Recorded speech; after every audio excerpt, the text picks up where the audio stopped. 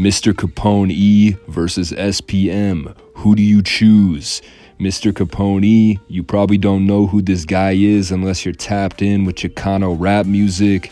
SPM has sold hundreds of thousands of records, is known regionally. He'd probably be a lot bigger if he didn't go to jail in 2002.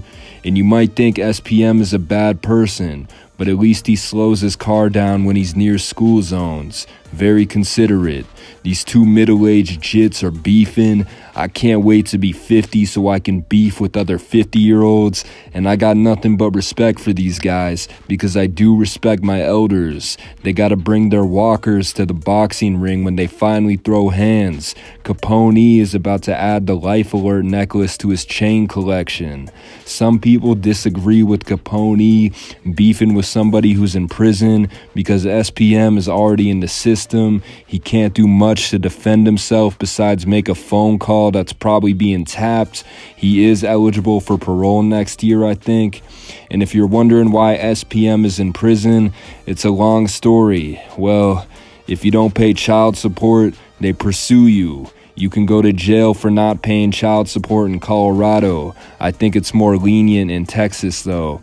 His baby mom was ready to go to court to get more money from him. He could have avoided jail if he just paid her, preventing her from going to court. And this opened up a bucket of worms. They ask her, "How old are you?" She's like, "I'm 21. How old is the kid? 7 years old. How old is the dad? Oh, he's in his 30s. I'm not a mathematician, but it looks like he impregnated a 13-year-old when he was in his early 20s. The proof is the child who looks exactly like him. That's physical proof that you nutted in somebody who wasn't even in high school yet."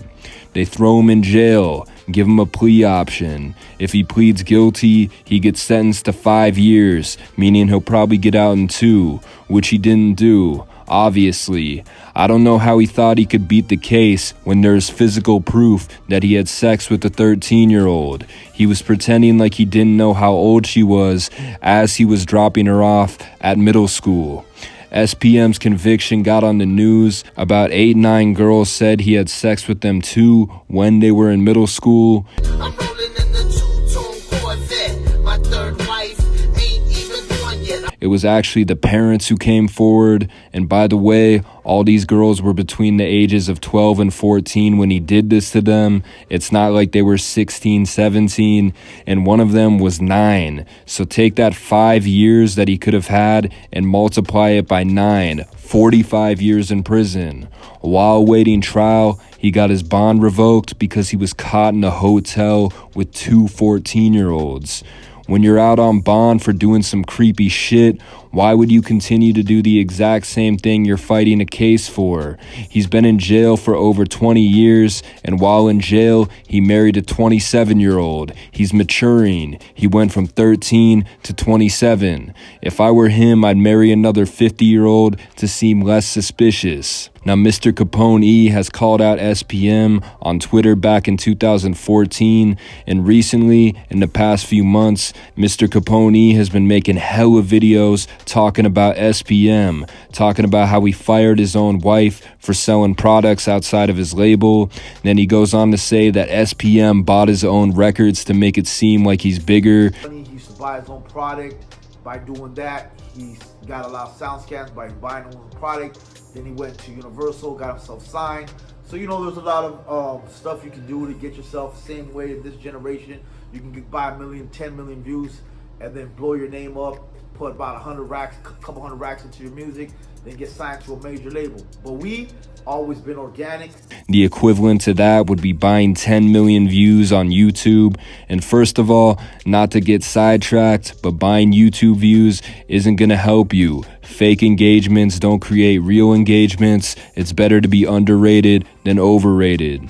That being said, SPM did not buy his own records. His hype was real and is real. In the 90s and early 2000s, he'd sell out shows with 2,000 people, and growing up, I've heard his music at construction sites, parties, and when Mr. Capone says that his numbers are fake, it's pure jealousy. To this day, SPM, the molester, gets 3 times as many streams as Capone-E on Spotify. He'll probably say the streams are fake too, and if I could compare their music, SPM is a mile above Capone-E. My favorite Capone-E song is the one where he plays the flute and the snake comes out the hat. I mean, he's a businessman first. He's all about that oil money. And by the way, bad people can make good music. Check out this meme. Tupac was a rapist. X was an abuser. Biggie was fat. We can also add SPM was a child diddler. The third shot Capone took at SPM was the most obvious. The fact that SPM banged a bunch of little girls. I shouldn't say bang because that makes it seem consensual. He was a statutory rapist. Finally, Capone was upset that SPM's sister made a Pakistani joke on Facebook. Now, Capone, whenever the food community makes a post about you, read the comments. It's all Middle Eastern and Indian jokes, which is fine. Everybody makes fun of each other, and if you get offended, it means you're sensitive. Now, SPM released a diss song on Halloween towards Mr. Capone from jail. Let's check it out. Work, couldn't think of a colder day. Still a nigga smile cause the power I'm blessed with. So many times haters came with their best shit and never understand how it's built in my army.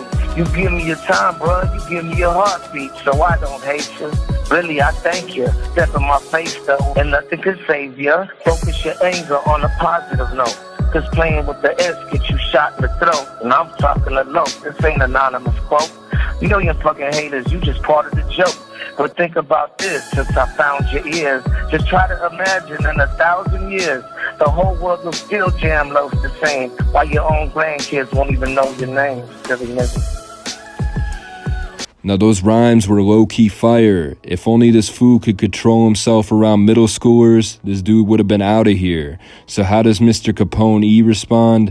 Allegedly, there's a diss song in the works with Lazy Dub. Lazy Dub actually got on the phone with SPM while Capone-E was in the room. Let's check it out. Convicted child molester, motherfucker. No, you fucking touched a little kid, my boy. You touched a little girl, bro. B100, you touched a little motherfucking girl and you're convicted of that shit, bro. Yeah, then why the fuck you convicted of that shit, bro? Why were you touching a little 15-year-old girl when you were 22?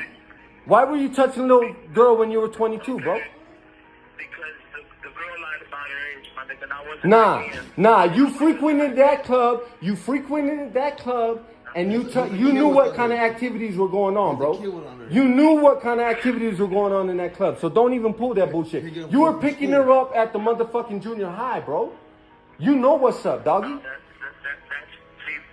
That's what you're reading on the internet. Nah, that's what tell me I'm wrong. Tell me it's wrong. Tell me it's wrong. I'm just gonna tell you, Lazy. I ain't got no problem with you, bro. I understand. Now, I ain't gonna lie, it was hilarious hearing SPM get pressed on his child molestation accusations. I've listened to the jailhouse interviews where he tries to seem as innocent as possible, and most people who talk to him are fans, so they're not coming at him. Anyway, let me know what y'all think of this beef. Whose side are you on? SPM, the Karl Malone of the rap game? Look it up. Or Capone-E, the Aziz Ansari of the rap game? I'm out. But I was the Elvis, I was the Kurt Cobain, I was the DJ Screw. I was the guy that success kept intoxicated and high every day, just drowned in it.